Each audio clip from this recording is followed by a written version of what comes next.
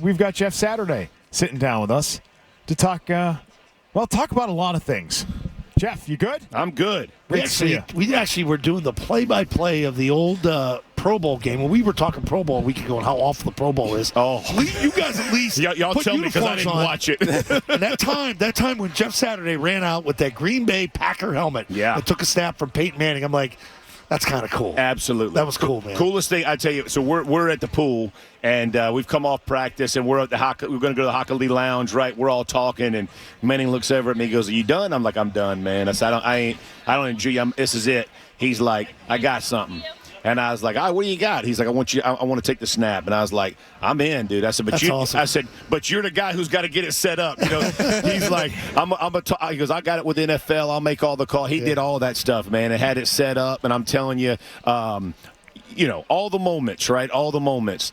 And I tell my wife knew it because obviously we talked about it. But I was teared up like that, jogging off that from there to the sideline, and it was emotional. I'm so grateful for that moment. And he did it. Like the other moment too. That greatest one was on sideline where he chewed his ass out. Ripped that. Hey Jeff, can we get some protection? Let him know. You let him know who the boss was. I let him know who the freaking real boss was. And Shut guess up and what? call the play. You keep watching that film. We did exactly what I told him to freaking do. Freaking A. Dude, great. Smartest guy in the world. You know how you be smart? Do what I tell you to do. That's how you're smart. Ask me what freaking run play we're going to do. We're going to run it. Dang right we're going to run it. That's good. So Jeff Saturday with us, and can we talk about the Patriots offensive line for a minute? Is that one of the worst offensive lines you've seen in recent memory? Yes.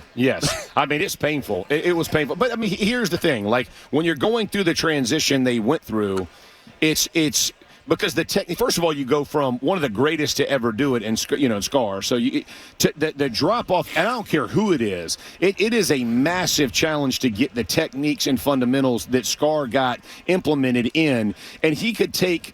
And I don't mean this in a slight, y'all. I'm being, because I would consider myself in this, like, just good players. He could make them great. Right, and he would take the things that you didn't do well, and he would accentuate what you really did well. That's not every coach can't do that. And so if you just know scheme and you just know the X's and O's of how this thing should look, God, it can make you look. It can expose you. We drafted really well to tackle position over the years. Yep. Scar would take the guards and that center, and he would make it work. Absolutely. You're talking about like everyday guys. That's right. Go out, like I remember the Stephen Neal one.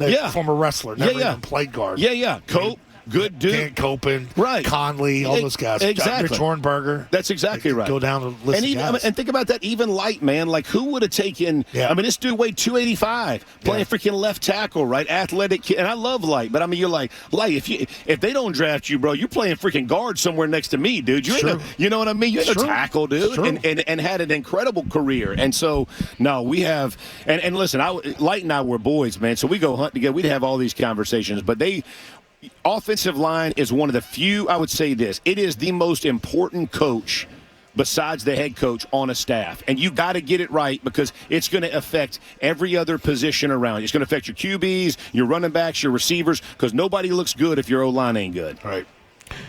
So if you're building an offensive line, is it better to start with, going with a high-priced free agent left tackle and trying to fill it in, or is it better to have 5 guys who are, as you put it, good players, right? You don't have that all-pro, but you've got good players across the board. There's no weak link in there. Here's the problem. There are very few high-priced left tackles that are ever going to hit the market. That are good, right? There are going to be some high-priced ones, but that don't mean they're going to be good, right? That just means they hit the market. So my fear always in doing that is, if you tell me, okay, we're going to go get Walt Jones, all right, bro, I'll sign up for that. I'll give every pick away, right?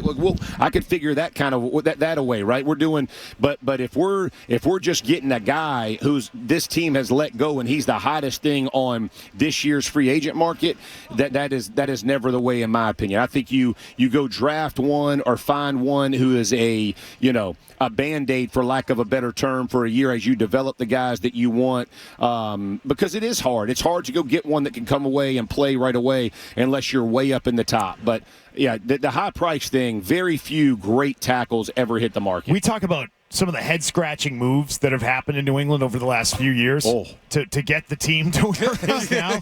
And, we always talk, Zoe and I, about Joe Tooney being let go, letting Joe after franchise tagging him, letting him play on the tag and letting him walk. You look at it now and you say, what were they thinking? Right. How could you do that? Why do you let a player like that never walk let out our the guards, door? whether it was him or Shaq Mason, never let him hit money.